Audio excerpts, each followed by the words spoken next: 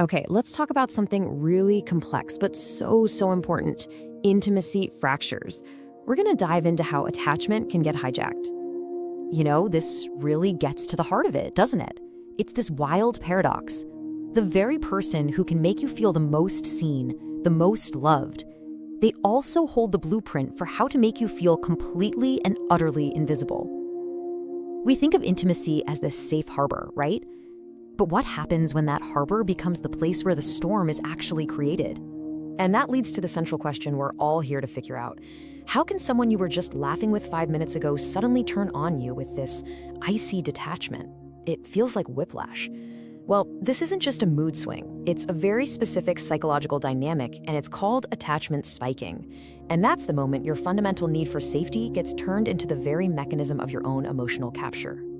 So, here's our game plan. First, we'll unpack that paradox of intimacy. Then, we'll look at what sets the stage, this thing called the hunger for warmth. After that, we'll get into the nitty-gritty, the cycle itself and the psychology behind it. And then, the most important part, how you can start reclaiming your own emotional independence. And we'll wrap up with the real truth about what silence means in these dynamics. All right, let's jump right in. Section 1, the paradox of intimacy. This is where we introduce the engine behind this whole thing, attachment spiking. So, what on earth is attachment spiking? Think of it this way. Your brain is hardwired to seek connection, to find safety with another person. It's a survival instinct. Well, attachment spiking is when that very instinct, your drive to feel safe and secure, gets weaponized. It's twisted and used as the lever to control your behavior. And here's why it works so well. It's a hack that exploits our brain's default settings. When someone we care about suddenly pulls away, our brain scrambles to find a reason. And its first suspect is always us. Instead of thinking, wow, that's a really strange and strategic thing for them to do, our immediate gut-level thought is, what did I do wrong? I must be unlovable. And just like that, their strategy becomes your shame. Okay, so an environment like this doesn't just appear out of nowhere. The stage has to be set. And that's what this next part is all about. How a hunger for warmth is created, which paves the way for control. This brings us to a really key idea, induced attachment anxiety. See, in a secure, healthy bond, affection and respect are just the baseline. They're the air you breathe. But in this dynamic, that baseline gets erased. Suddenly, affection isn't a given anymore. It's a prize you have to win. It becomes a reward for doing what they want. And before you know it, you're not a partner, you're a contestant, constantly trying to earn basic kindness. And it is so important to realize this isn't just about romantic relationships. Not at all. This pattern can pop up anywhere there's a power imbalance. You see it in those high conflict couples, for sure, but you also see it in enmeshed families, where a parent's approval is always just out of reach. You even see it at work, with a boss or a mentor who uses praise and then withdrawal to keep you hooked and working harder. Let's look at the difference here, because it's stark. On one side, you have a secure attachment. There's a foundation of trust. You have confidence in the bond. But on the other side, you've got relational hunger. And here, you become a detective, constantly on high alert, scanning their every word, every text for shifts in their mood.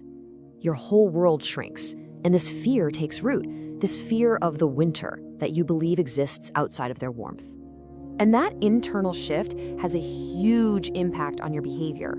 You go from being an active being, someone who can speak their mind and raise a problem, to a passive chaser. Think about it. Have you ever had a legitimate complaint, but you dropped it completely just to stop the silent treatment, just to get it text back?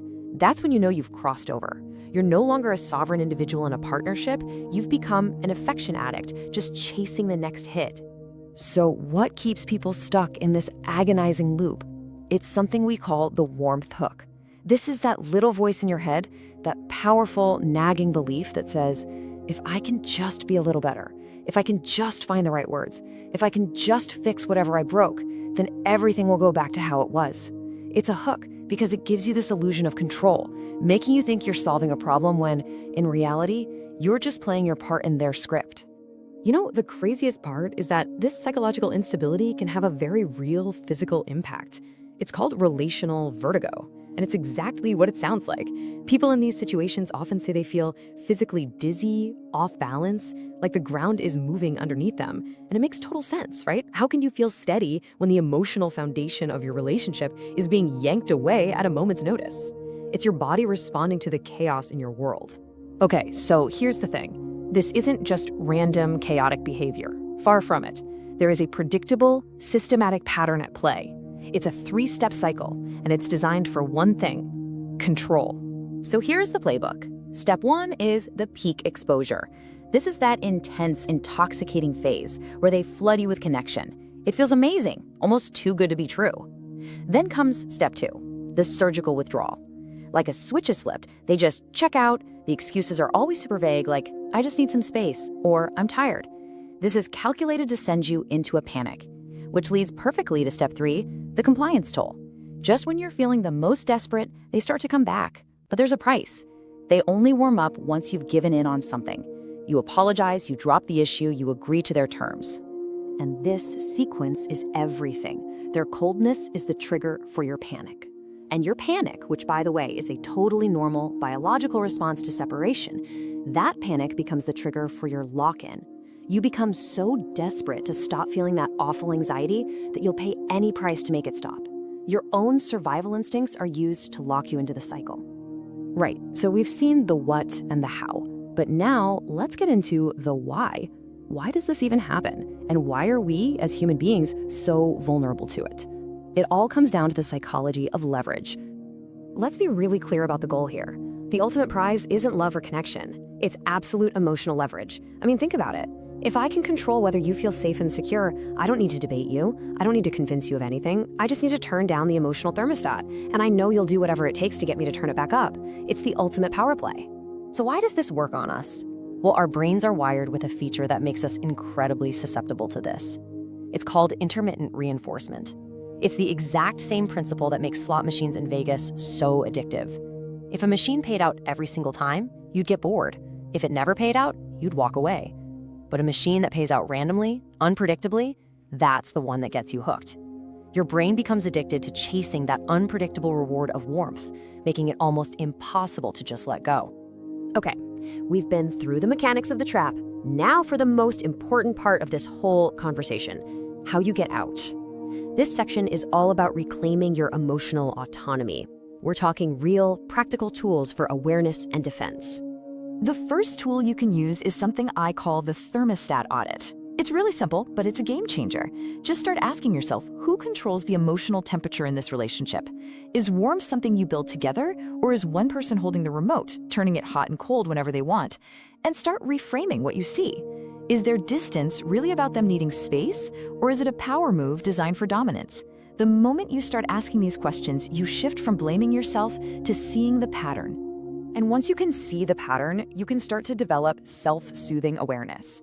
The goal here isn't to change them. You can't. It's about changing your reaction. First, and I know this is the hardest step, you have to intentionally choose not to chase them when they go cold. This is the circuit breaker. Second, start finding other sources of warmth. Call a friend, go for a walk, read a good book. Remind yourself that they are not the only source of light in your universe. And finally, you have to internalize this core truth. I am allowed to be okay even when they are not okay with me. Your well-being is yours, not theirs to control. Okay, we have covered so much ground here. From the dizzying paradox of intimacy to the predictable cycle of control, all the way to the tools you need to break free. So let's bring it all home with one final crucial takeaway. And this right here is the single most important mindset shift you can make. When someone uses the silent treatment on you, your gut instinct is to think they're deeply wounded and in pain. And sometimes, sure, people need space. But when silence is used over and over again as a tool to get you to back down, to apologize, to comply, it's no longer about their hurt. It's about their strategy. It's a tactic. In that moment, they are not hurting. They are handling you. And seeing that difference, truly seeing it, is how you start to realize you don't need their permission to be warm. You can be your own damn sun.